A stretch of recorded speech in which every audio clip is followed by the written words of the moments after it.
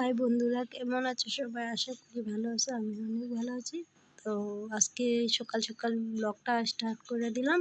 তো দেখো আমি সকাল সকাল কী কাজ করব। মেয়েরও অনেক প্রচণ্ড পরিমাণে সর্দি লাগছে, প্লাস আমারও অনেক সর্দি লাগছে। এই দেখো মেয়ে বয়ে আছে, বয়ে এখানে আমার দিকে তাকায় রয়েছে।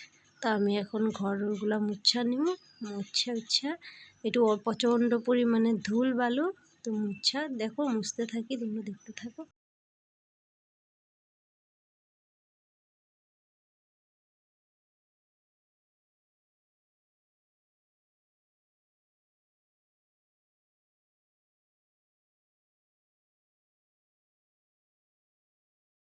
তোমার প্রায় মোছা শেষই। তো আমি ঠিক আছে, আমি ঘরটা মুছা নিই, তারপর আবার তোমার লগে দেখা হইতেছে। তো চলো দেখতে থাকো। তো আমি এখন ঘরটা ঝাড়ু দিয়ে নিব, ফটাফট করে একটু জলদি করে ঘরটা ঝাড়ু দিয়ে নিই। ঘরটা ঝাড়ু দেওয়ার পর মেয়েরা আবার স্নান করাইতে লাগবো।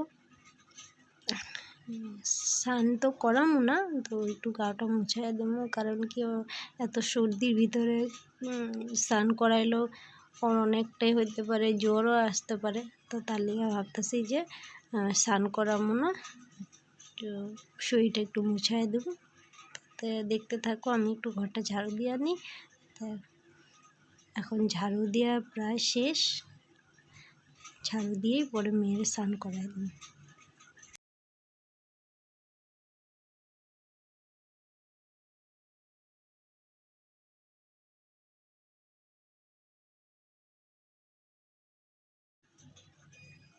তো মেয়ের ঘর ঝাড়ুটাও শেষ।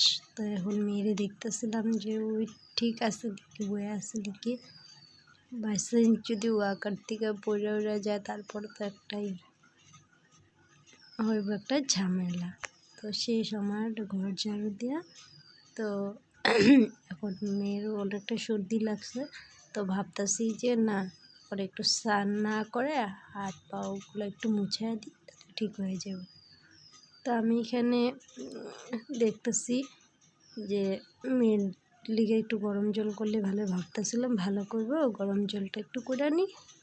পরে দেখো প্রচণ্ড কাপড় চোপড়, তো কাপড় চোপড়গুলো রোদের দিকে আনলাম। তো এখন এই যে গুছামো আমার কাপড়, মেয়ের কাপড়, আর আমার হাজব্যান্ডেরও কাপড় আছে। তো ওগুলো শুকাইলো। তো এখন